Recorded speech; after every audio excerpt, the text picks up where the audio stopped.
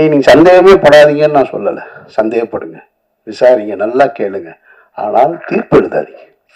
தீர்ப்பு எழுதுற அதிகாரம் உங்களுக்கு யாருக்குமே கொடுக்கல. அதுக்கு இந்த நாட்டில் நீதிமன்றம் இருக்கு, எல்லாமே இருக்கு. கடுமையான விசாரணைகளை சந்திச்சுட்டு தான் நான் வந்து நிற்கிறேன். என்னுடைய இத்தனை ஆண்டு வாழ்க்கையில் நான் சந்திக்க ஒரு புது அனுபவம். டெல்லியில் 12 மணி நேரமாக இருக்கட்டும், டெல்லி வீதிகளில் நானும் அவனும், அவன் எங்கள் அண்ணன் டாக்டருக்கு முடிச்சிருக்கான். அவன் யதார்த்தமாக லாங்குவேஜ் படிக்கிறக்காக வந்தான். வந்தவனுக்கு கிட்டத்தட்ட 3 மாசமா புது அனுபவம். இப்போ என்சிபி, இடி, என்ஐஏ எல்லா டீட்டெயிலும் தெரியும் அவனுக்கு. என் கூட 70 நாளாக அவன் தான் இருக்கான். டெல்லி வீதிகளில் நாங்கள் 2 பேரும் நடந்து போயிட்டு திரும்ப அந்த விசாரணையை முடிச்சுட்டு, அவங்கள பொறுத்த மட்டும் அந்த அதிகாரிகள் என்னுடைய விசாரணை நடத்துனதை பொறுத்த மட்டும், என்னை பொறுத்த மட்டும் ரொம்ப நேர்மையாக தான் நடத்தினாங்க. நான் இந்த இடத்துல அதை சொல்லியே ஆகணும். இது அரசியல் அழுத்தம் இருக்கு, அரசியல் அழுத்தம் இல்லை அப்படின்றதெல்லாம் தாண்டி என்னிடம் அவர்கள் மிக கண்ணியமாக தான் நடந்து கொண்டாங்க. கொஞ்சம் கூடுதலா இருக்கு. நான் மனசு வலிக்கிறது மாதிரியான கேள்விகளை கேட்டாங்களான்னா நிச்சயமா கேட்டேன். ஒரு இடத்துல கலங்கி போய் நின்னா அப்படின்னு கேட்டா கலங்கி போய் நின்னேன்.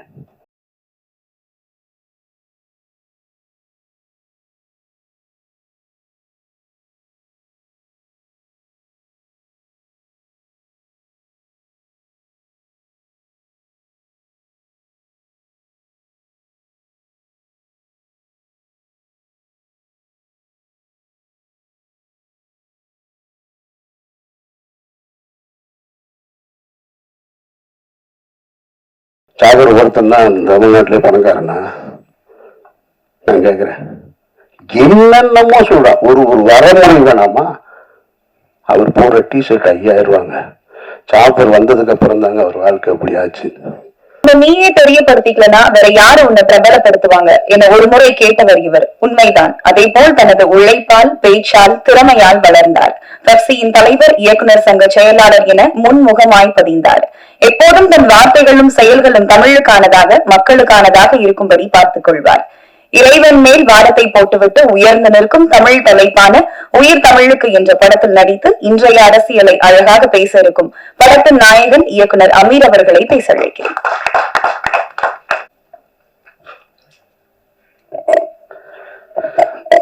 அரங்கத்தில் இருக்கும் அனைவருக்கும் இறைவன் புறத்திலிருந்து சாந்தியும் சமாதானமும் உண்டாகட்டும். என்னுடைய திரைத்துறை அனுபவம் தொடங்கிய காலகட்டத்திலிருந்து, அரசியல் பேசிய காலகட்டத்திலிருந்து நான் சந்தித்திராத ஒரு புதிய மேடை இது. எனக்கு ஒரு புது அனுபவம் இந்த மேடை. படம் பத்தி பேசுறதா, நடந்துட்டு இருக்கிற பிரச்சனை பத்தி பேசுறதா, இந்த இக்கட்டான சூழல்ல என் மீது பேரன்பு கொண்டு இந்த விழாவுக்கு வந்திருக்க என்னுடைய நட்புகளை பற்றி பேசுவதா அப்படின்னு எனக்கே ஒரு பெரிய குழப்பம்தான் இருக்கு. இப்போ வரைக்கும் இந்த செகண்ட் வரைக்கும் பிளாங்காக தான் இருக்கேன். என்ன பேச போறோம். ஒன்று மட்டும் தெளிவா தெரியுது. நான் யார் அப்படின்னு இப்ப நான் என்ன நானே யோசிச்சுக்கிட்டே இருந்தா, ராமாயணத்தில் வருகின்ற சீதையும் நானும் கிட்டத்தட்ட உடன் பிறந்தார்கள் போல. அவர் அக்கினியில் மிதந்து தன்னுடைய கற்பை நிரூபித்தார். அவராவது ஒரு முறை நிரூபித்தார். நான் வார வாரம் நிரூபித்துக் கொண்டே இருக்கிறேன்.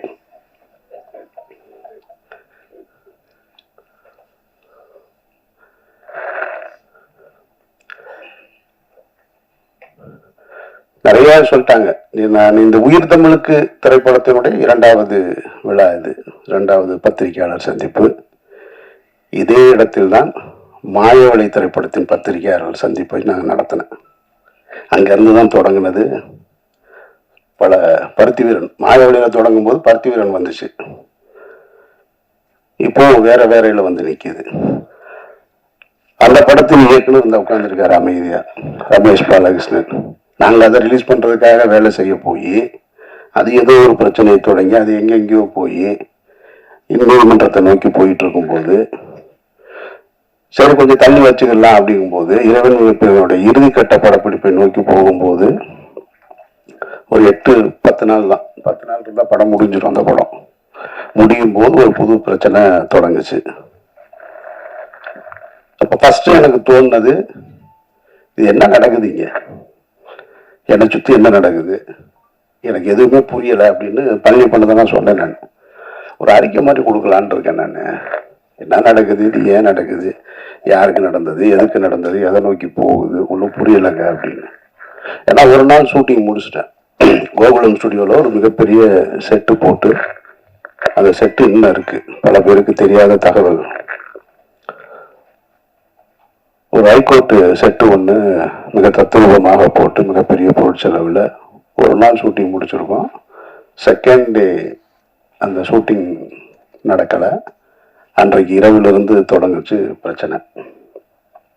அப்போ நான் சொன்ன பழனி பண்ணிட்டேன், இந்த மாதிரி ஒரு அறிக்கை ஒன்று, ஒரு லெட்டர் மாதிரி கொடுத்துருவோம் என்னை சுற்றி என்ன நடக்குதுன்னு. அப்போ சொன்னார் பழனி பண்ணியா விடுங்க, எனத்தையாவது சொல்லுவாங்க, ஒரு 4 நாளில் சரியாயிரு, நீங்கள் பாட்டுக்கு போங்கன்னாரு. இல்லை கரு, எனக்கு என்னமோ இது சரியாக வரும்னு தோணலை.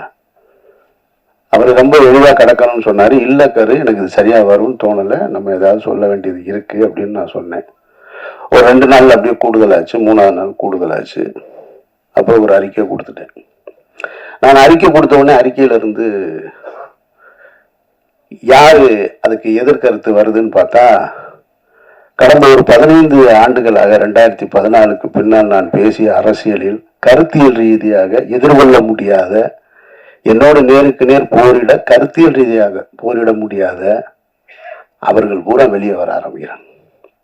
வெளியே வந்து புதுசா தகவல்களை சொல்றாங்க. ஒருத்தன் சொல்றான் அவர் ஓடிட்டாருன்றான், ஒருத்தன் எஸ்கேப்ன்றான், தலைமறைவாயிட்டாரு, எங்க இருக்காருன்னு தெரியலன்றான், என்னத்தையோ சொல்லிக்கிட்டே இருக்கான். அப்பதான் அங்கிருந்து ஒரு கல்யாணத்துக்கு போயிருந்தேன். கல்யாண வீட்டுல இருந்து அப்ப நான் இருக்கும்போது இந்த செய்தி வருது, அவர் அமீர் தலைமறைவு அப்படின்னு. தலைமறைவில் வந்த உடனேயே நான் அங்கிருந்து, நான் கல்யாண வீட்டுல உட்காந்துருக்கேன் அப்படின்னு சொல்றேன். அங்கிருந்து ஒரு கேள்வி எடுக்கிறான், கல்யாண வீட்டுக்கு போறது எதுக்கு மைக் எடுத்துட்டு போறாரு அப்படின்னா. ஏடா நீ தான் தலைமறைவுன்னா, நான் கல்யாண வீட்டுல உட்காந்துருக்கேன்னு சொல்றேன். அதுக்கு பதில் சொல்றான்னா மைக் எடுத்துட்டு போனாரான்னு கேட்கிறேன். ஏன்னா கல்யாண வீட்டுல மைக் ஸ்பீக்கர்லாம் இருக்காதா? அங்கிருந்து இன்னொரு, இப்படி 1 by 1 போய்கிட்டே இருக்கு. அப்படியே கூட்டிட்டு வர்றாங்க. கூட்டிட்டு வந்து ஒரு நெருக்கடிகள். எனக்கு என்ன இதுல இருந்து நான் கத்துக்கிட்டது, நான் பத்திரிகையாளர்கள் மேல மிகப்பெரிய மரியாதை உண்டவன். என்னுடைய முதல் பத்திரிகையாளர் சந்திப்பு ஏவிஎம்ல நடந்தது, மௌனம் பேசியதை திரைப்படத்திற்கு. அப்ப இருந்து இப்ப வரைக்கும் பத்திரிகையாளர்களோட நெருக்கமா இருக்கிறவன். என்னை நேரடியாக தொடர்பு கொள்ளக்கூடிய, எனக்கு தெரிஞ்ச சினிமாவில் நான் இருக்கேன், இன்னும் மற்ற எத்தனை பேர் இருக்காங்கன்னு தெரியாது. பிஆர்ஓ பிடிச்சிதான் என்ன பிடிக்கணுன்ற அவசியம் இல்லை, ஸ்ட்ரைட்டா எனக்கு மெசேஜ் வைப்பாங்க, நான் பேசுவேன். இன்றைக்கு ஊடகங்கள் பெருத்து விட்ட காரணத்தினால யூடியூப் அது இதுன்னு அவர்கள் தங்களுடைய வயிற்று பிழைப்புக்காக எதையோ ஒன்று பேசணும்னு பேசிக்கிட்டே இருக்காங்க. அதில் தத்துவார்த்த ரீதியாக நின்று களத்தில் நின்று போராடிக்கிட்டு இருக்கவங்களை தாண்டி எதை வேணாலும் பேசலாம், எல்லாம் என்ன கருத்தை வேணாலும் வைக்கலாம்னு சொல்றாங்க. இப்போ நடந்துட்டு இருந்தது என்ன, இறைவன் மிகப்பெரியவன் திரைப்படத்தின் தயாரிப்பாளர் என்னோடு உறவாக இருந்தவர், நான் தம்பி என்று பொதுவெளியில அன்போடு அழைத்தவர் ஒரு பெரிய குற்றச்சாட்டுல அவர் பின்னணியில வச்சிருக்காங்க. இதுல எதையாவது நான் மறக்க முடியுமா? அவர் யாருன்னே எனக்கு தெரியாதுங்க, அவரை நான் பார்த்ததே இல்லைங்க அப்படின்னு சொல்ல முடியுமா? சொல்ல முடியாது. அவர் எனக்கு தெரியும். எவ்வளவு வருஷமா தெரியும்? 10 ஆண்டுகளா தெரியும். அவருக்கும் எனக்கும் தொடர்பு இருக்கா? ஆமா, அவருக்கு எனக்கும் தொடர்பு இருக்கு. நீங்கள் சொல்கின்ற அவர் மீது சாட்டுகிற குற்றத்தோடு தொடர்பு இருக்கான்னு கேட்டா இல்லடா வெண்ணைகளான்னு தைரியமா சொல்லுவேன் நான். அந்த தைரியமும் திமிரும் எப்பயுமே என்கிட்ட இருந்துகிட்டே இருக்கும். அப்ப நீ குற்றச்சாட்டை அந்த அந்த சந்தேக நிழல் என் மீது விளைவுள்ளது தப்பு கிடையாது. ஆனால் தீர்ப்பு எழுதுறீங்க பாருங்க, அது ரொம்ப ஆபத்தானது. அந்த தீர்ப்பை எழுதுவதற்கு உங்களுக்கு யார் அந்த அதிகாரம் கொடுத்தது? நீதிமன்றமா? நீங்க எல்லாம் நீதிபதிகளா? எந்த அடிப்படையில் கொடுக்குறீங்க? தினம் ஒரு செய்தி. அமீர்ன்றது 2007 பருத்திவரனை முடிச்சுட்டு அன்றைக்கு கமல் சார் படம் பண்ணணும்னு சொன்னாரு, ரஜினி சார் படம் பண்ணணும்னு சொன்னாரு, நான் ஹீரோக்களோடு பயணிக்காம நான் ஒரு பாதையை தேர்ந்தெடுத்து நான் எனக்கான வாழ்க்கையை வாழணும்னு வாழ்ந்துட்டு இருந்தேன். பணம் சம்பாதிப்பதா எனக்கு நோக்கம். சாகர் ஒருத்தன் தான் தமிழ்நாட்டிலே பணக்காரனா? நான் கேட்கிறேன். என்னென்னமோ சொல்றான். ஒரு வரமுறை வேணாமா? அவர் போற டிஷர்ட் 5000 ரூபாங்க. சாப்பர் வந்ததுக்கு அப்புறம் தாங்க அவர் வாழ்க்கை எப்படி ஆச்சு. டேய், அவன் வந்தது எனக்கு 2014. நான் 2004 படம் எடுத்தேன் தெரியுமா? ராம்னு ஒரு படம். இதே பழனியப்பன் தான் சொன்னார் அவருடைய ஒரு நிகழ்ச்சியில. எனக்கு தெரிஞ்சு தமிழ்நாட்டில் யாரும் செய்ய மாட்டாங்க. விரும்மாண்டி படம் திரைப்படத்தை பார்க்கறதுக்காக ராம் ஷூட்டிங்கை நிறுத்திட்டு கீழே வந்து மதுரை அம்பியா தேட்டர்ல விரும்மாண்டி படத்தை பார்த்துட்டு போய் 2 லட்சம் ரூபாய் செலவு பண்ணுவேன் நான். என்னை பத்தி என்ன தெரியும் உங்களுக்கு? அவர் வந்த நம்ம திரைத்துறைக்கு வந்திருக்கோம். திரைத்துறைக்கு வந்தவொடனே என்ன செய்வோம்? தொடக்க காலகட்டத்தில் எப்படி கஷ்டப்பட்டப்போ அவர் சொன்னார் இல்லையா? அது போல நான் சென்னையில எக்மோர்ல படுத்திருந்தா நானும் பாலாவும் அங்கே கஷ்டப்பட்டோம், இங்கே கஷ்டப்பட்டோன்னு உடனே இவங்க நினைச்சுனாங்க பஞ்சம் பிழைக்க வந்தவங்கன்னு. பஞ்சம் பிழைக்க வந்தவர்கள் இல்லை, சினிமாவின் மீது ஏற்பட்ட விருப்பத்தினால் வீட்டுல காசு வாங்காம சுயமரியாதையோடு ஓடி வந்தவங்க நாங்க. இதை பலமுறை சொல்றேன். பலமுறை சொன்னவொடனே நான் ஒரு நேர்காணல சொல்றேன், இல்லைங்க இந்த மாதிரி இருக்கு, இல்லை அவரோட நீங்க இங்கே தொடர்பு இருக்கு. ஆமா இருக்கு. உங்களுக்கு எப்படி வருமானம் வருதுன்னா, இவங்க என்ன இன்கம் டேக்ஸ் ஆபீசரா, இடி டிபார்ட்மெண்ட் ஆவீங்க, இவங்க நான் வருமானத்தையும் சொல்லணுமா? இது என்ன நியாயம் இருக்கு? ஒருத்தர் குற்றவாளி, குற்றம் சாட்டப்பட்டவர், அவரோட நீங்க தொடர்புல இருந்திருக்கீங்க, உங்களுக்கு அவருக்கு என்ன இருக்கு அப்படின்னு கேட்டா பதில் சொல்ல போறோம். அவ்வளவுதான். நான் என் கூட பிறந்த அண்ணன் இன்னைக்கு கான்ட்ராக்டரா இருக்காரு, ஒரு அண்ணன் லாயரா இருக்காரு. அவர்கள் சொத்து வாங்கினா கூட நீங்க எப்படி வாங்கணும்னு போய் கேட்பேன் நான். எங்க அண்ணன் கான்ட்ராக்டர் என்ன கான்ட்ராக்டர்னு கேட்டா, இப்ப அவர் என்ன டெண்டர் எடுத்திருக்காருன்னு கேட்டா எனக்கு தெரியாது. இன்னொருத்தருடைய விஷயத்தை தெரிஞ்சுக்க வேண்டிய அவசியம் எனக்கு எங்க இருக்கு? அது எது தேவையா எனக்கு? பல்லைப்ப சொன்ன மாதிரி நானும் அவரும் ஜனாவும் பேசியிருக்கோம். எதையாவது பேசியிருக்கோமா? நீங்க என்ன பண்றீங்க, நீங்க என்ன பண்றீங்க, அதெல்லாம் எங்க வேலை கிடையாது. நான் எப்படி இருக்கிறேன்? நான் ஒரு இறை நம்பிக்கையோட இருக்கேன். அவர் ஒரு பெரியாரிஸ்டா இருக்காரு, ஜனநாதன் ஒரு கம்யூனிஸ்டா இருக்காரு. 3 பேரும் ஒன்னா இருந்தோம். என்றைக்காவது வேற ஏதாவது நாங்க கருத்துக்களை பேசியிருக்கோமா? பணம் எப்படி சம்பாதிக்கிறேன்னு? பணம் சம்பாதிக்கிறதுக்கா வரல நான். பணம் சம்பாதிக்கிறதுக்கு நான் வரல. என் வாழ்க்கையை என் விருப்பம் போல வாழணும் இந்த நிமிஷம் வரைக்கும் நான் ஆசைப்பட்டுக்கிட்டு இருக்கேன். இப்ப சொன்னாங்க பாருங்க, இந்த படத்துக்கு பின்னாடி நான் நிறைய படம் பண்ணுவேன் அது இதுன்னு. நான் இப்பவும் சொல்றேன், நான் இந்த படத்தை நம்பி இல்லை, உயிர் தமிழுக்கு நம்பி இல்லை, மாயவளையை நம்பி இல்லை, இறைவனுக்கு பிரிவனை நம்பி இல்லை, சந்தனத்தேவனை நம்பி இல்லை. நான் ஒரு மனிதனா வாழணும்னு ஆசைப்பட்டு என்னுடைய கடைசி காலம் வரைக்கும் நான் விரும்பிய வாழ்க்கையை வாழணும்னு ஆசைப்படுறேன். என் வாழ்க்கையை நான் அப்படித்தான் பயணிக்கிறேன் நினைக்கிறேன். சினிமாக்காரன் நம்ம பயணிக்கணும், பெரிய தொழிலதிபராக வாங்கணும், கார் வாங்கணும், பங்களா வாங்கணும், ஒரு நாள் ஆசைப்பட்டதில்லை. சிக்கலான காலகட்டத்தில் இப்ப நீங்க எல்லாம் சொல்லியிருப்பாங்க. அவருக்கு ஒருத்தன் சொல்றான் 10 ஆண்டுகளா அவருடைய குடும்ப செலவு பூரா அவர் தான் பார்த்துக்கிறார், ஒருத்தன் ஆபீஸ் அவர் தான் ரன் பண்றாங்க, என்னென்னமோ சொல்றேன். இந்த எங்க அண்ணன் இந்த கூட்டத்துக்குள்ள எங்கேயோ உட்கார்ந்துருக்கான். அவன் கேட்கிறான், நீ கடந்த 10 நாள் நான் என்ன செஞ்சுட்டு இருக்கேன் தெரியுங்களா? டெல்லி விசாரணை, NCB விசாரணை, ED விசாரணை, இதுக்கு நடுவுலலாம் தினம் ஏதாவது ஒரு கடைக்கு போய் பர்ச்சேஸ் பண்ணிக்கிட்டே இருக்கேன். ஒரு 4 ஜீன்ஸ் வாங்கு, 4 சட்டை வாங்க, 4 ஜீன்ஸ் வாங்க, சட்டை வாங்க. அவன் கேட்டான், என்ன சார் டெய்லி போறீங்க, ஏதாவது வாங்கிட்டு வர்றீங்க, என்ன பண்றேன்னு தெரியல. குடிக்கிற பழக்கம் இருந்தா குடிக்கலாம், இல்லை வேற எங்கேயாவது ஒரு அவுட்லெட் இருந்தா அங்க போகலாம். ஒண்ணும் கிடையாது. நான் போறேன் வாங்குறேன் வர்றேன். இன்னொருத்தரை நம்பி, இன்னொருத்தருடைய பணத்தை நம்பி, அதுவும் குற்ற பின்னணியோடு இருக்கிறோட நம்பி வாழ வேண்டிய நிர்பந்தம் எனக்கு ஏற்படும். நான் அப்படி ஒரு வாழ்க்கையை வாழணும்னு விரும்பவும் இல்லை. இதையெல்லாம் உங்ககிட்ட சொல்லி நான் நிரபராதி, என்னை நீங்க நம்புங்க அப்படின்றதுக்காகவும் சொல்லலை. நான் யாருடைய பொருத்தத்தையும் விரும்பி வாழல, என்னுடைய இறைவனுடைய பொருத்தத்தை விரும்பிதான் வாழ்றேன்.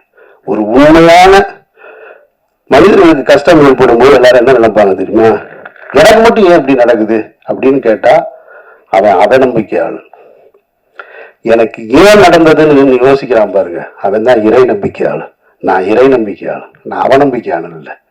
எனக்கு இது ஏன் நடந்துச்சுன்னு தான் நின்று யோசிக்கிறேன். நான் எந்த இடத்துல தவறுன்னு, எந்த இடத்துல நான் இந்த தடம் மாற ஒரு சூழல் வந்தது, ஏன் இந்த குற்ற பின்னணியோட சந்தேக நிழல் என் மேல விழுகுது, அப்படிதான் நான் பார்த்துட்டு. அதனால நான் என்னை இங்கிருந்து இன்னும் சரி செய்து கொள்ள வேண்டிய பொறுப்பு இருக்கு. அதனால நிறைய நான் அதை நோக்கி தான் பயணிக்கிறேனே தவிர மற்றபடி எதுவுமே என் மைண்ட்ல கிடையாது. அப்புறம் இந்த யூடியூப்ல நான் பார்த்த விஷயங்களை பார்க்கும்போது எனக்கு என்னன்னா, கொஞ்ச நாளைக்கு இதை பார்க்காம இருக்கிறது நிம்மதியா இருக்குன்ட்டு ஒருத்தன் கூட உண்மை பேசலாங்க. அதுதான் பெரிய கொடுமை. சொல்றது பூரா பொய் பொய் பொய் பொய், அவ்வளவுமா பொய். ஏதாவது ஒண்ணு ரெண்டுல ஒருத்தன் சொன்னா எனக்கு சோர்ஸ் டெல்லியில இருந்து வந்துருச்சுன்னா, சோர்ஸ் வருதுன்றா. எனக்கு சம்பந்தம் பல பேருக்கு தெரியாது. அதை என்னோட வக்கீல் வெளியே சொன்னதுக்கு அப்புறம் தான் தெரியும். ஆனால் இப்ப சொல்றான் சோர்ஸ் நான் அவர் ஒரு 2 பேர் உட்காந்துக்கிறாங்க. கேட்டா அவங்க எல்லாம் புலனாய்வு புலிகளாம். ஒரு 2 பேர் உட்காந்துக்கிறான். எதுக்கு ஒரு கேள்வி கேட்கிறாரு. இவர் வந்து மடியில 2 பேப்பர்ஸா வச்சிருக்கா. அப்படி எடுத்து பார்த்துட்டு அப்படியா அவனுக்கு வந்திருக்கா, அது என்னன்னு நான் சொல்றேன். நான் எனக்கு ஒரு ஆள் மாதிரி தான் சொன்னாங்க. அப்ப நான் நைட் டெல்லியில பேசிட்டு சொல்றேன் அப்படின்ட்டான். சரி, உண்மையிலேயே டெல்லியில வந்து உனக்கு சோர்ஸ் இருக்கும் போல இருக்குன்னா அவனுக்கு தேனியில அரெஸ்ட் பண்ண போறதே தெரியல. அதுதான் பெரிய கொடுமை. சரி, மணியில 2-4 பேப்பர் இருக்கு. என்னடா பரட்டி பரட்டி பார்த்து ஏதோ சொல்றான் போல இருக்கு. சரி, ஏதோ இதுல இருந்து வந்திருக்கும் போல இருக்கு. இருக்கலாம் இல்லையா? ஏதோ காவல்துறையில இருந்தா சொல்றாங்க, ஏதோ உளவுத்துறையில இருந்தா சொல்றாங்க. உண்மையிலேயே சோர்ஸ்ல இருந்து வந்து விசாரணை பார்த்தா அவர் படிச்சு சொன்னது தினமலர் பேப்பர். ஐய, இவ்வளவு அபத்தமாவா இருக்கும்? இதைத்தனம் 2 லட்சம் பேர் பார்க்கலாம். அதுதான் பெரிய கொடுமை. ஒரு பொய் செய்தியை தினம் 2 லட்சம் பேரை நீங்க பார்த்து அதுல கீழே பாத்தீங்கன்னா எப்ப அமீரை கைது செய்வீங்க? இப்ப கடைசியா நேத்து ஒருத்தன் கேட்டிருக்கான், ஏன்னா நாங்கள் 3 மாசமா வெயிட் பண்றோம், அமீரை கைது பண்ணவே மாட்டேன். அவன் அவ்வளவு ஆவலா இருக்கான் என் மேல. சரி, நான் என்ன கைது, நான் சிறைக்கு என்ன புதுசா? சிறைக்கு போக அப்பவும் தயாரா இருந்தேன், இப்பவும் தயாரா இருக்கேன். ஆனால் நான் வெறுக்கிற ஒரு குற்றத்துல என்னை தொடர்புபடுத்துவதை நான் கொஞ்சம் கில்ட்டியா ஃபீல் பண்றேன். அதைத்தான் கரு சொன்னாரு. அவர் உள்ள வேதனை இல்லாம இல்ல, இருக்கு. ஏன்னா அதனால என்னோட குடும்பம் பாதிக்கப்படுது. அமீர்ன்றவங்க தனிப்பட்ட என்னை நீங்க என்ன வேணாலும் பண்ணலாம்ல. ஒரு குற்றத்தை சுமத்தும் பொழுது ஒரு தன்னுடைய மகளுக்கு திருமணத்தை ஏற்படுத்திட்டு இருக்கிற வயசுல ஒரு பெரியவர்னு வச்சுங்களேன், ஒரு கஷ்ட காலம். அவர் தன்னுடைய மகளுடைய திருமணத்தை வந்து போராடி கொண்டு வந்து ஒரு இடத்துல நிறுத்துறாரு. அப்ப போய் பஸ்ல பயணிக்கும் பொழுது ஒரு 14 வயசுக்குள்ள இடுப்பை கிள்ளி விட்டாருன்னு ஒரு குற்றச்சாட்டு வச்சா அவர் எவ்வளவு அவமானமா இருக்கும். அந்த திருமணம் எவ்வளவு பெரிய தடைப்படும். அந்த மாதிரியான ஒரு சூழல்ல தான் நான் வெறுக்கிற ஒரு குற்றம் சமூகத்தை சீரழிக்கிறதுன்றது போதை. நான் வெறுக்கிறேன் அதை. தருகா இங்க ஒரு அஸ்டன் நிக்கிறான், அந்த ஒரு அஸ்டன் நிக்கிறான். சிகரெட்டு குடிச்சாலே ஆபீஸ்க்குள்ள உள்ள விட மாட்டேன். ஜனாவும் கருவும் சிகரெட்டு குடிக்கணும், நாங்க மாடிக்கு போய் கீழே போய் குடிச்சிட்டு வரோம்னு சொல்லுவாங்க. அவங்க 2 பேருக்கு நான் என்ன ஆசானா? அதெல்லாம் கிடையாது. அந்த வாடை பிடிக்காது. எப்பவாவது நான் டென்ஷன் ஆகுது அப்படின்னு சொல்லிட்டு ஒரு சிகரெட் எடுத்து நான் அவர்கிட்ட கேட்டேன்னா அவர் தள்ளி விட்டு போயிடுவார். அப்படி நான் வெறுக்கிற ஒரு விஷயத்துல என்னை கொண்டு வந்து தொடர்புபடுத்தும் போது அது என்ன மட்டுமா பாதிச்சுச்சு? என்னுடைய குடும்பத்தை பாதிக்குது. என்னுடைய மகன் வேலைக்கு போற இடத்துல பாதிக்குது. அங்க ஒருத்தன் கேள்வி கேட்கிறான். என்னுடைய மகன் கல்லூரிக்கு போகும்போது பாதிக்குது. என்னை நீங்க சந்தேகமே படாதீங்கன்னு நான் சொல்லலை. சந்தேகப்படுங்க, விசாரிங்க, நல்லா கேளுங்க. ஆனால் தீர்ப்பு எழுதாதீங்க. தீர்ப்பு எழுதுற அதிகாரம் உங்களுக்கு யாருக்குமே கொடுக்கல. அதுக்கு இந்த நாட்டில் நீதிமன்றம் இருக்கு, எல்லாமே இருக்கு. கடுமையான விசாரணைகளை சந்திச்சுட்டு தான் நான் வந்து நிற்கிறேன். என்னுடைய இத்தனை ஆண்டு வாழ்க்கையில் நான் சந்திக்க ஒரு புது அனுபவம். டெல்லியில 12 மணி நேரமாக இருக்கட்டும், டெல்லி வீதிகளில் நானும் தாவணும். அவன் எங்கள் அண்ணன் டாக்டருக்கு முடிச்சிருக்கான். அவன் யதார்த்தமா லாங்குவேஜ் படிக்கிறக்கா வந்தவனுக்கு கிட்டத்தட்ட 3 மாசமா புது அனுபவம். இப்போ NCB, ED, NIA எல்லா டீட்டெயிலும் தெரியும் அவனுக்கு. என் கூட 70 நாளாக வந்தா இருக்கான். டெல்லி வீதிகளில் நாங்கள் 2 பேரும் நடந்து போயிட்டு திரும்ப அந்த விசாரணையை முடிச்சுட்டு அவங்கள பொறுத்த மட்டும் அந்த அதிகாரிகள் என்னுடைய விசாரணை நடத்துறதை பொறுத்த மட்டும் என்னை பொறுத்த மட்டும் ரொம்ப நேர்மையாக தான் நடத்தினாங்க. நான் இந்த இடத்துல அதை சொல்லியே ஆகணும். இது அரசியல் அழுத்தம் இருக்கு, அரசியல் அழுத்தம் இல்லை அப்படின்றதெல்லாம் தாண்டி என்னிடம் அவர்கள் மிக கண்ணியமாக தான் நடந்து கொண்டாங்க. கொஞ்சம் கூடுதலா இருக்கு. நான் மனசு வலிக்கிறது மாதிரியான கேள்விகளை கேட்டாங்களான்னா நிச்சயமா கேட்டேன். ஒரு இடத்துல கலங்கி போய் நின்னா அப்படின்னு கேட்டா கலங்கி போய் நின்னேன். ஆனா அது அவர்களுக்கு என்னை காயப்படுத்தணுன்ற நோக்கம் கிடையாது. அதை நான் அவங்ககிட்ட வெளியே வந்து சொன்னேன். நான் டிஸ்டர்ப் ஆனேன்னா, ஆமா டிஸ்டர்ப் ஆனேன். எனக்கு நான் வேதனைப்பட்டேனா, ஆமா வேதனைப்பட்டேன். நான் சஃபர் ஆனா, ஆமா பட்டேன். ஆனா அவங்களுடைய டியூட்டி அது, அவர்களுடைய வழக்கமான டியூட்டி. அப்ப எப்படித்தான் குற்றவாளியை கண்டுபிடிப்பாங்க? என்ன மாதிரி ஒரு ஆள் போனவொடனே என்கிட்ட இலகுவா நடந்துக்கிட்டா நான் குற்றத்தை தொடர்பு இருக்கா இல்லைன்னு எப்படி கண்டுபிடிக்க முடியும்? அதனால அவங்க டியூட்டியை தான் செஞ்சாங்க. விசாரணை முடிவுலையும் அதை தான் சொன்னாங்க. பர்சனலாக எந்த இதுவும் கிடையாது, எங்கள் டியூட்டியை செஞ்சோம். அந்த வகையில் என்சிபி ஆஃபீஸர்ஸ் எங்கிட்ட கண்ணியமாக நடந்துக்கிட்டாங்க. இடி ரைடு அந்த ரைடு கதையை கேட்டிங்கன்னா, வீட்டில் ரம்ஜானுக்கு எல்லாரும் ஊருக்கு போயாச்சு. இதை நீங்க தெரிஞ்சுக்க, ஊடகங்கள் பத்திரிகையாளர்களுக்கு இருக்க வேண்டிய இதையும் மற்ற எல்லாரும் தெரிஞ்சுக்கணும். இதை சொல்றேன், எவர்களுக்குமே உண்மையான ரீசன் தெரியாதுங்க. அதுதான் உண்மை. நான் சொல்றேன், நான் இந்த வழக்கில் தொடர்புள்ளவர்களாக இருக்கிறதுனால சொல்றேன். அதிகாரிகளை தவிர வேற யாருக்குமே தெரியாது. வேற எவன் சொன்னாலும் நம்பாதீங்க. இதுதான் நிஜம். நான் சொல்றது உண்மை. இதை கன்ஃபெஷனா வச்சுக்கோங்க. ஏன்னா எனக்கு முதல் சம்மன் வந்தது பாருங்க, அதுவே யாருக்கும் தெரியாது. அது ஒரு வக்கீல் வெளியே போய் சொன்னதுனால தான் தெரியும்.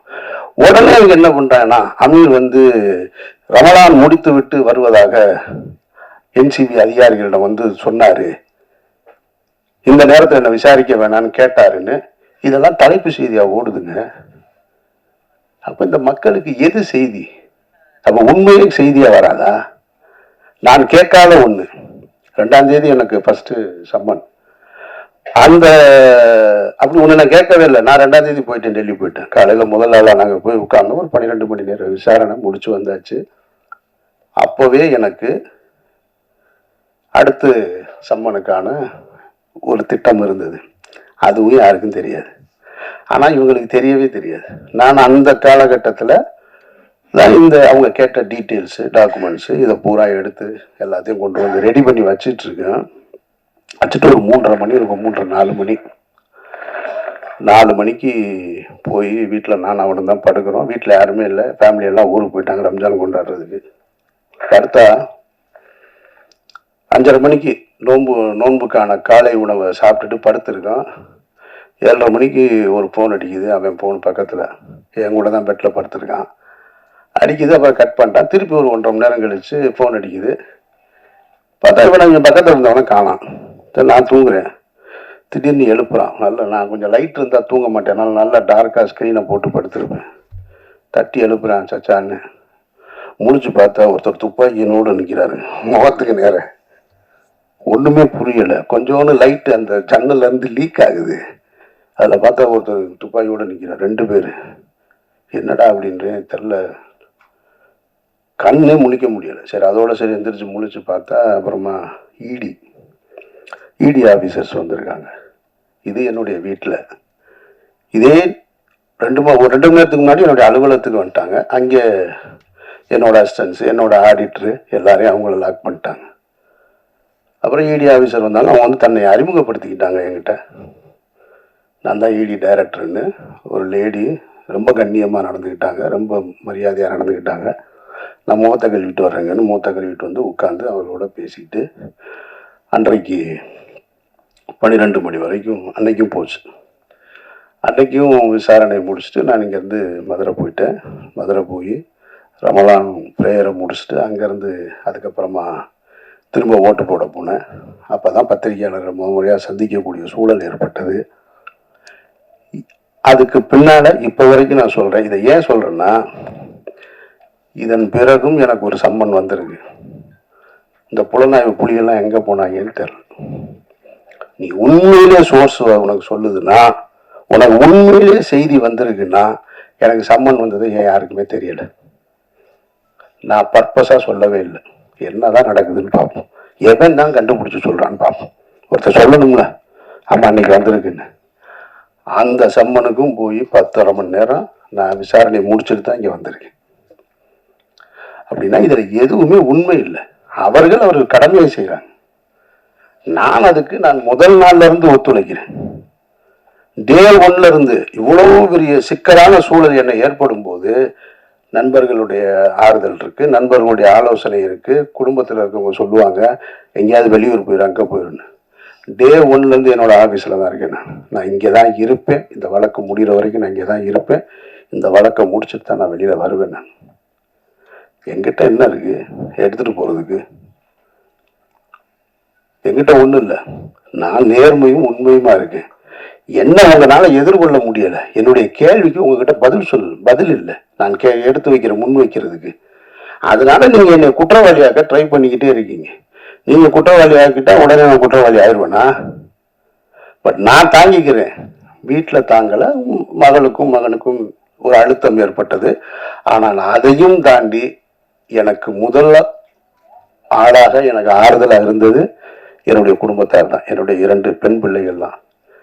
தைரியமாக இருங்க, நீங்கள் உங்களுக்கு என்ன பிரச்சனை அப்படின்னு சொல்லி எப்போதும் போல என்னுடைய வீட்டை ஒரு சின்ன ஒரு சலசலப்பு கூட இல்லாமல், ஒரு சங்கடம் கூட இல்லாமல், ஒரு சஞ்சலம் கூட இல்லாமல் வச்சிருந்தது என்னுடைய குடும்பத்தார். அதற்கப்புறம் என்னுடைய நண்பர்கள் தான். எதுவுமே மைண்ட்ல கிடையாது. எனக்கு ஒரு சின்ன ஒரு சம்பவம் தான் நினைவுக்கு வந்தது. இந்த காலகட்டம் ரொம்ப கடுமையான காலகட்டம். என்னை சுற்றி இருந்த உறவுகள், நண்பர்கள் எல்லாருமே ரொம்ப தூரமாக போயிட்டாங்க. ஒரு கிட்டத்தட்ட ஒரு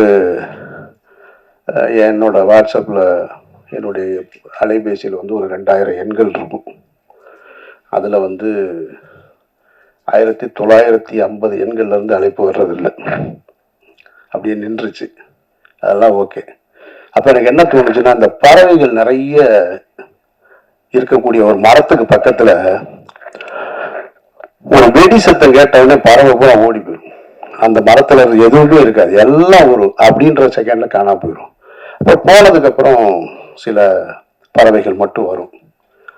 சில முதல்ல இருந்த 500 இருந்துச்சுன்னா வராது, ஒரு 50 தான் வரும். அதுபோல என்னுடைய வாழ்க்கையில் எனக்கு நடந்த இந்த நிகழ்வில் டமால்னு ஒரு வெடி சத்தம் கேட்ட உடனே டமால் எல்லாரும் ஓடிட்டாங்க. அப்புறமா அந்த பறவை போல என்னுடைய நண்பர்கள் என்னை யோசிச்சு, அது மரத்து மேலே உள்ள தப்பா, வெடி போட்டவன் தப்புன்னு சொல்லி அந்த மரத்தில் வந்து பறவைகள் இருப்பது போல என்னுடைய நண்பர்கள் என்னை தேடி வந்துக்கிட்டு இருக்காங்க. டே 1லேருந்து அந்த ஒரு நாள் தான் அந்த ஷாக்கிங். 2வது நாள் யாருக்குமே அதை பற்றின கவலையும் இல்லை, வந்து என்னோடு இருக்காங்க. ஆனால் இன்னும் பறந்து போன பறவைகள், ஒருவேளை இவனே வெடியை ஏற்பாடு பண்ணியிருப்பானோ மரத்தை சந்தேகப்படுவதை போல தூரமாக நிற்கிறவங்க இருக்காங்க. அந்த அன்பு நண்பர்களுக்கு நான் கேட்டுக்கிறது, அங்கேயே இருங்க, தயவு செஞ்சு வந்துடுறாங்க.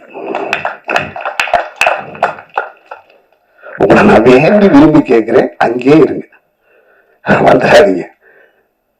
உங்களிடம் வந்து பெறுவதற்கு எனக்கு ஒன்றுமே கிடையாது. இந்த காலகட்டத்தில் என்னுடைய அனுமதி பெறாமலோ எங்கேயோ சுப்பிரமணிய சிவா அவர் இன்டர்வியூ கொடுக்குறான்.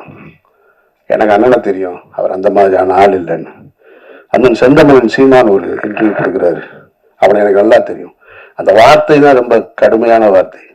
அவன் எனக்கு ஓட்டு போட மாட்டான், அவன் திமுக ஆதரவு நிலைப்பாட்டை எடுப்பான், ஆனாலும் சொல்றேன் அவன் நல்லவன், அவனுக்கு நல்லா தெரியும் அப்படின்ட்டு. இதுதான் நான் சம்பாதிச்சிருக்கிறது.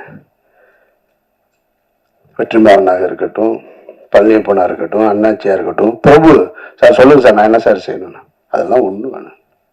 நான் பாட்டுக்கு அமைதியாக என்னுடைய பயணத்தை இந்த இடத்த நான் கடந்து போகிறேன், என்னை விட்டுருங்க, ஒன்றும் வேணும் எனக்கு. நீங்கள் எப்பவும் நான் அழைச்சா வர்றீங்க இல்லையா, அது போதும். சிநேகனாக இருக்கட்டும், பொன்முருகன் சார் தான், இவர் 10 மணிக்கு படுத்துருவார், 9 மணிக்கு மேலே ஃபோன் பண்ணால் எடுக்க மாட்டார்.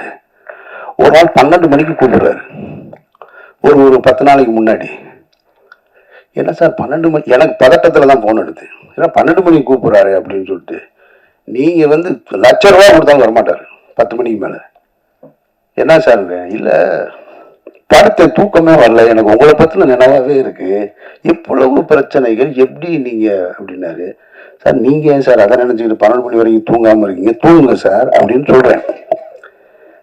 சரி நீங்கள் என்ன செய்றீங்க, எங்கே இருக்கீங்கன்னாரு. நான் திருநெல்வேலிக்கு ஒரு கல்யாணத்துக்கு போயிட்டு இருக்கேன் சார்னு. ஒன்னே நினைச்சு நான் தூங்காம இருக்கேன், நீ கல்யாணத்துக்கு போயிருக்கு, வேற என்ன சார் செய்ய சொல்றீங்கன்னு. ஒரு நண்பர் ரொம்ப விரும்பி கூப்பிடுறாரு, நான் பாட்டுக்கு போயிட்டு வருவோம் பெண்ண, நான் காரில் கல்யாணத்துக்கு போயிட்டு இருந்தேன். அதனால நான் என்னுடைய வாழ்க்கையை தான் வாழ்ந்துட்டு இருக்கேன். இந்த வழக்கு அது இது இதெல்லாம் வாழ்க்கையில் இதுவும் கடந்து போகும்னு நான் ரொம்ப நினைக்கிறவன். அதனால இது யாரையும் குற்றம் சொல்வதற்காக இல்லை, இதுவும் கடந்து போகும் தான் என்னை பொறுத்த மட்டும். எல்லாத்தையும் பார்க்கணும், நான் இதையும் பார்த்துக்கிட்டு இருக்கேன், அந்த வகையில தான் நான் பார்த்துட்டு இருக்கேன். விசாரணையில என் மீது எந்த அழுத்தமும் கிடையாது. என்னை விசாரித்த NCB அதிகாரிகளாக இருக்கட்டும், ED ஆபீசர்ஸாக இருக்கட்டும், மிக கண்ணியமாக நடந்துக்கிட்டாங்க. அவர்களுக்கு என்னுடைய நன்றியை நான் தெரிவிச்சுக்கிறேன். மற்றபடி இந்த படத்தை பற்றி சொல்லணும்னா, இன்னைக்கு காலையில் ஒரு விமர்சனம் பார்த்தேன். ஒரு முக்கியமான ஒரு யூடியூபருடைய விமர்சனம் ஒரு திரைப்படத்தை பற்றி. அதில் ஒரு வரி சொன்னார் அவர், இந்த படத்தை வந்து நாங்கள் இது பெரிய கலைநயத்தோடு இருக்கோம், இது பெரிய காவியமாக இருக்கும்னு நினச்சலாம் நாங்கள் உள்ளே வரல. போனா 4 இடத்துல சிரிச்சுட்டு வரலாம் நம்பித்தான் வந்தேன். கடைசியில் அதை கூட ஏமாத்தி விட்டாங்க அவங்க அப்படின்னு ஒரு வரி. அந்த வரி எனக்கு ரொம்ப பிடிச்சிருந்தது. அதனால இந்த படமும் பெரிய கலைநயத்தோட இருக்கும், காவியத்தோட இருக்கும்னா வரவேணாம் நீ. ஆனா 4 இடம் சிரிக்கலான்ற நம்பிக்கையோட வாங்க. அதுக்கு இந்த படம் உத்தரவாதமா இருக்கு. இப்பவும் இந்த மாதிரியான ஒரு சூழல்ல, அதுதான் ரொம்ப முக்கியமா நான் நன்றி சொல்ல வேண்டியது இருக்கு. இந்த மாதிரியான ஒரு சூழல்ல என்னோடு உறவு கொண்ட, என் மீது நம்பிக்கை வைத்து, என் மீது அன்பு கொண்ட நண்பர்கள் என் கூட நிக்கிறது போல, இவ்வளவு ஒரு சிக்கலான காலகட்டத்தில் இந்த திரைப்படத்தை வந்து திரையரங்கிற்கு கொண்டு வருவதற்காக முழு முயற்சி எடுத்த ஆடம்பரவாதற்கு என்னுடைய நன்றி. ஏன்னா என்னோட மாயவளை வருமா இல்லைன்னு எனக்கே தெரியல. இன்னும் நானும் கவலைப்படல, என் டைரக்டரும் கவலைப்படல. நாங்கள் பாட்டுக்கு இருக்கோம், அது வரட்டும், வரும்போது பார்த்துக்கிறோம். மாயவளை படம் பிறப்பு பார்த்துட்டாப்புல, பேசும்போது அது மறந்துட்டாப்புல நினைக்கிறேன் நான். ஆமாம். மற்றபடி சாந்தினி அது எப்பயுமே அப்படிதான் சிரிச்சுக்கிட்டே இருப்பாங்க. நல்ல ஒரு இன்வால்மெண்ட் உள்ள ஒரு ஆர்டிஸ்ட். நல்ல இன்னும் எனக்கு ஒரு தனிப்பட்ட முறையில் ஒரு ரசிகனா என்கிட்ட இந்த படம் எப்படி இருக்குன்னு கேட்டிங்கன்னா, அவர் தயாரிப்பாளர் கோச்சுக்க மாட்டாருன்ற நம்பிக்கையில் சொல்கிறேன். நான் ராம் திரைப்படத்தை எடுத்துட்டு அந்த திரைப்படத்தை அன்னைக்கு இருக்கக்கூடிய மிகப்பெரிய ஒரு விமர்சகர் வந்து ஒரு தொலைக்காட்சி, பேர் சொல்லலை, நீங்கள் யூகம் பண்ணி கண்டுபிடிச்சிருவீங்க, அவர் பண்ணுவார். ஒரு டிவியில் வந்து பண்ணிட்டு இருக்கும்போது ராம் திரைப்படத்தை என்கிட்ட, அதாவது படங்கள் வந்து முதல் வாரம் விமர்சனம் பண்ணாதான் அதுக்கு பேர் விமர்சனம். என் படத்தை 5ஆவது வாரத்துக்கு விமர்சனத்துக்கு கூட்டு போறாரு. நானும் சரி அவர் மேல இருக்கிற மரியாதையில பெரிய பத்திரிகையாளர், பெரிய தொலைக்காட்சின்னு அவரை நம்பி போறேன். அவர் என்னுடைய வந்து அவருடைய அறிவை பூரா என் மீது திணிக்கிறார், தன்னுடைய புத்திசாலித்தனத்தை எல்லாம். இந்த படத்தை நீங்கள் வந்து அது ஒரு ஆல்பர்ட் தேட்டரில் வச்சு அப்படி நான் அவர் நடந்து போயிட்டே இருக்கிறோம், அந்த மாதிரி எடுத்துட்டு இருக்காரு. கேட்குறாரு, நான் பதறி போய் பதில் சொல்லுவேன்னு அவருக்கு நினைக்கிறாரு. இந்த படத்தில் இந்த இடத்த தப்பு பண்ணியிருக்கோம், இப்போ சரியாக பண்ணியிருக்கோம், அந்த மாதிரி எதுவும் உங்களுக்கு தோணுதான்னாரு. சார் தப்பாக தான் சார் பண்ணியிருக்கேன், இதெல்லாம் தோணுதான்னு வேற கேட்குறீங்கன்னு. அவர் ஒன்று இல்லை ரெக்கார்ட் ஆகிக்கிட்டு இருக்கு, நீங்கள் மாற்றி சொல்லலான்னாரு. நான் என் ரிசல்ட்டு தான் சார் சொல்கிறேன். படம் வந்து தொண்டியில் தூக்கிட்டாங்க. ராமநாதபுரத்துக்கு பக்கத்தில் இருக்க தொண்டியில படம் 3ஆவது வாரமே எடுத்துட்டாங்க ராம. இவர் 5ஆவது வாரம் விமர்சனம் பண்ணிட்டு இருக்காரு. இனிமே நீங்க பண்ணுனா என்ன, பண்ணலன்னா எனக்கு என்னங்க இந்த படம்னு கேட்டேன் நான். அவர் வந்து முதல் வாரம் பண்ணின படத்தை இப்ப நான் சொல்ல முடியாது, பெரிய சர்ச்சைக்குள்ள வந்து நிற்கும். அந்த படம் 1 வாரத்தையே தூக்கிட்டாங்க. அந்த படத்தை தான் முதல் வாரத்துக்கு கொண்டு வர்றாரு. அவரும் ஒரு நேர்மையான விமர்சகர் அப்படின்னு அவரே சொல்லிக்கிறாங்க. அப்புறம் பருத்தி வீரனுக்கு அதே பத்திரிகையாளர்கிட்ட தான் பருத்தி வீரனை சந்திக்கிறேன். பருத்தி வீரன்லையும் கேட்குறாரு, இந்த படம் வந்து நீங்க வந்து ஒரு ஆர்ட் ஃபார்ம்ல எடுத்து, அதாவது ஒரு ஆர்ட். பிரச்சனை என்னன்னா, என்னுடைய பெயர் பிரச்சனை உங்களுக்கு, என்னுடைய சிந்தனை பிரச்சனை உங்களுக்கு, அதுதான் பிரச்சனை. அங்கிருந்து தான் தொடங்குறாங்க. இது வந்து ஒரு ஆர்ட் ஃபார்ம்ல இருக்கிற மாதிரி இருக்கு, இது வந்து அப்படின்னு. சார் பக்கா கமர்ஷியல் படம் சார் இது அப்படின்னு. இல்லை அப்படி சொல்லாமா நீங்க அப்படின்னாரு. ஏங்க 10 பேர் சேர்ந்து கிராமத்துலன்னா ஒருத்தனை தாக்கணும்னா உடனே நினைச்சான்னா தாக்கிடுவான்.